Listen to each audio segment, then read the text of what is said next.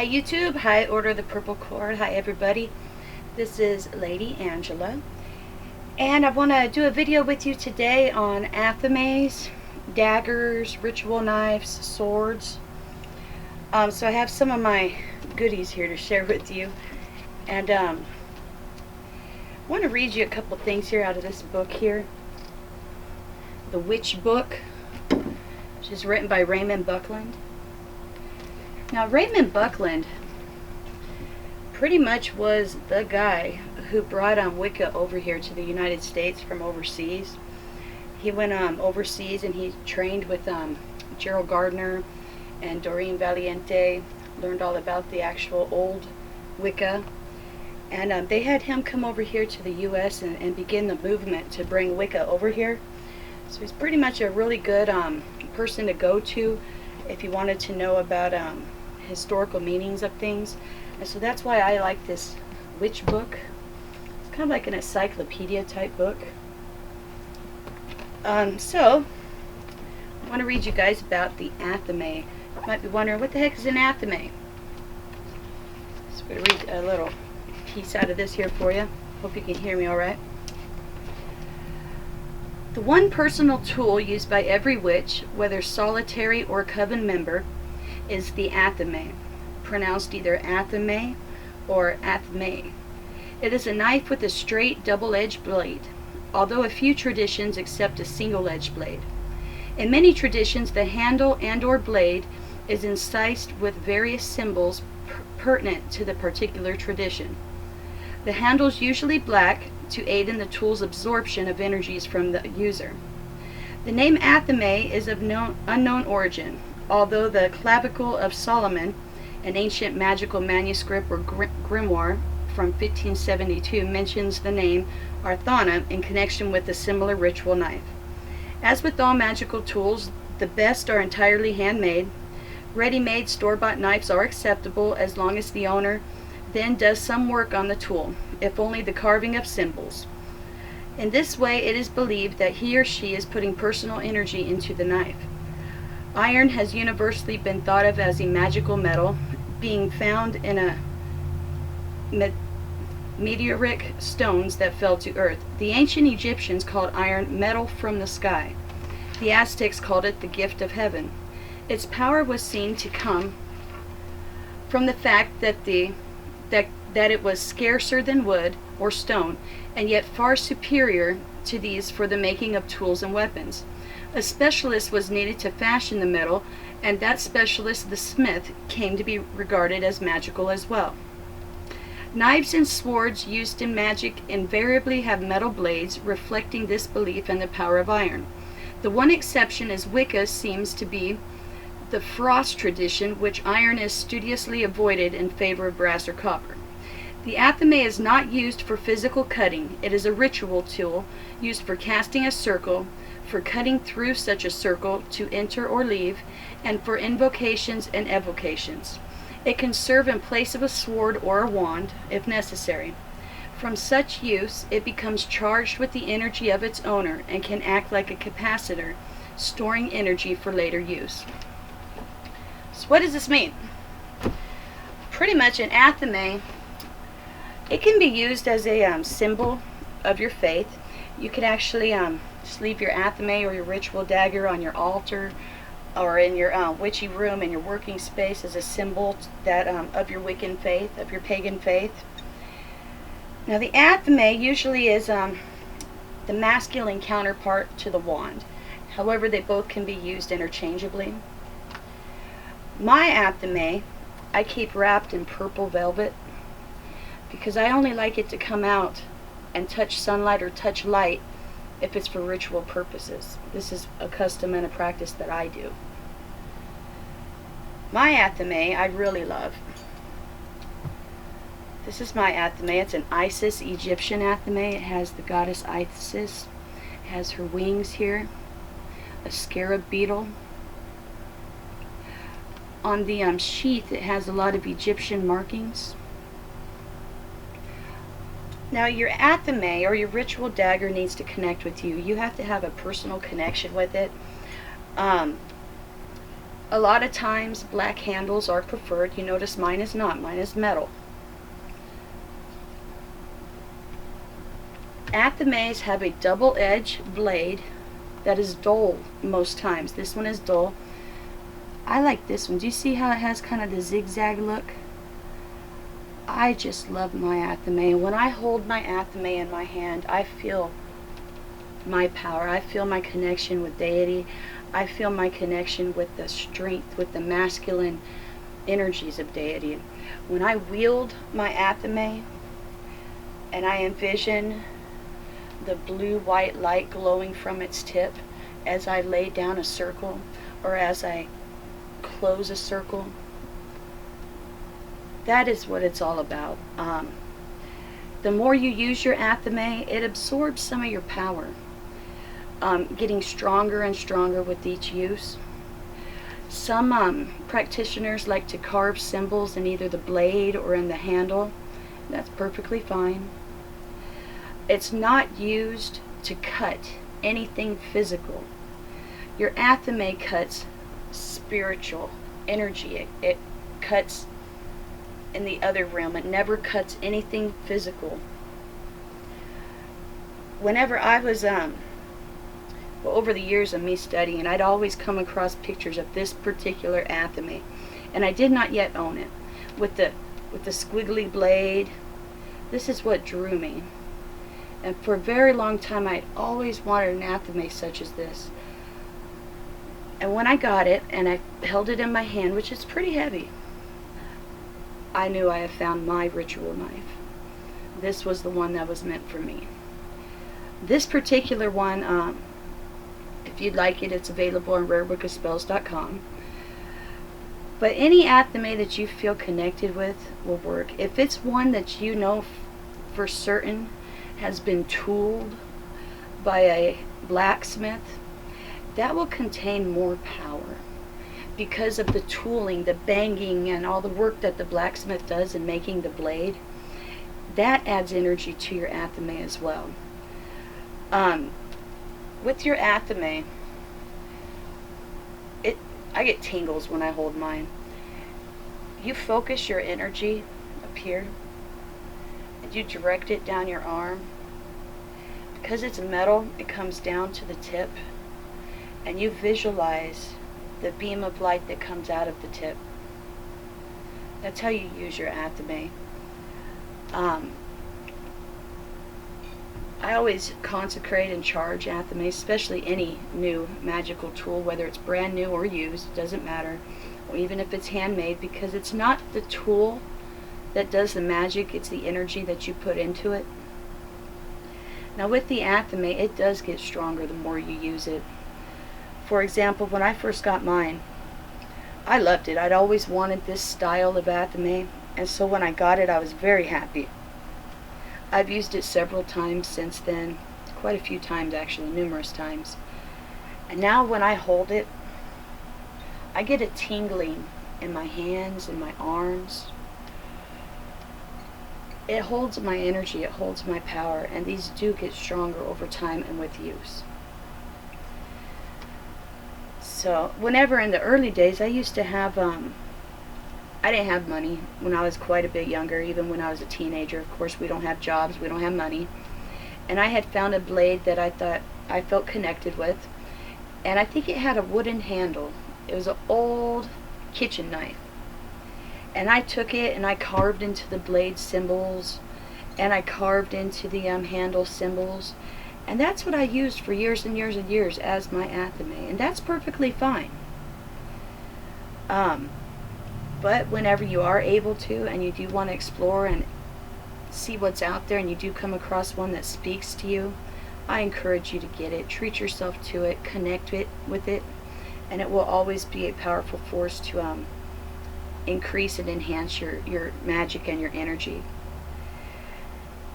Now the Athame, it could be a symbol of either fire or air, just like your wand can be a symbol of fire or air. I think of my Athame in both. I think of it as air in the sense that it's double-edged, just like the double-edged sword of your mind, and the cutting thinking, cutting way that your mind is with a double-edged sword. In the fire aspects, it's the power, it's the energy, and it's the protective force. When I am wanting to direct energy, I use my Athame. When I'm wanting to manipulate energy, such as over something I'm trying to charge or empower and send energy into, for that I use my wand. Now your Athame is a very protective symbol. Now I prefer to use my swords more as the protective symbols, and my Athame only for ritual purposes such as casting a circle, closing a circle. If I'm doing some type of ritual such as to banish ghosts or spirits or to send away negative energy, for those rituals I'll use my Athame. Another type of ritual sword, Athame, dagger, is your Bolleen. Now your Bolleen is used to cut on the physical, on the physical plane. This is my Bolleen. I use it for cutting herbs or carving into candles. I made it. This was a regular kitchen knife with this curved end. I don't know what type of a knife it really is for, but it has this hooked end. I'm trying to get it closer, you can see it here. I like the end because it's good for carving into candles. It's somewhat sharp, but it's good for cutting herbs.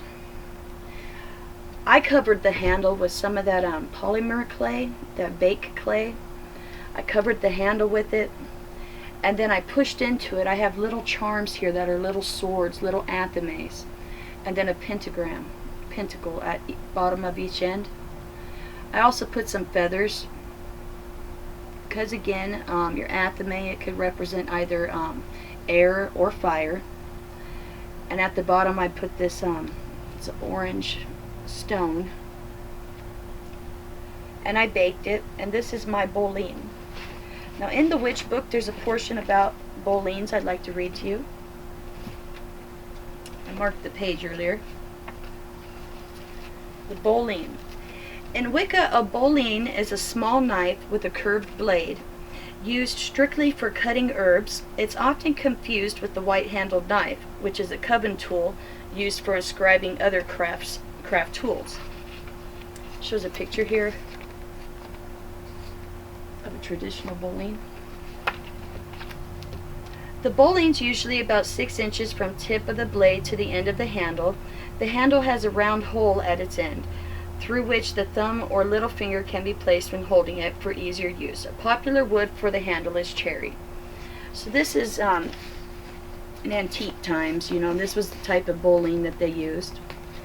But essentially what's important is that your Bolleen is used to cut in the physical. It's used to cut herbs. It's used to inscribe candles. This is my Bolleen. That is its purpose. Next we're going to talk about the sword. I have another section here to read to you in the witch book about the sword. One of the coven tools in Wicca, a sword, is used to mark the ritual circle. The priest or priestess walks around the line marked on the ground and points the tip of the sword at it, directing energy into that line. This is the first stage of consecrating the circle. The coven has only one sword. Since it is only used in a coven situation, it's not necessary, therefore, for every witch to own a sword. However, the sword may be used in lieu of a magic wand for directing power when working magic. This again is done in a coven situation with the coven leader wielding the sword. The sword used in the Gardnerian tradition of Wicca has brass cross hilt that comprises 2 crescent moons back to back. The pommel is circular with a pentagram engraved on each side. Many of the Wiccan swords also followed the design.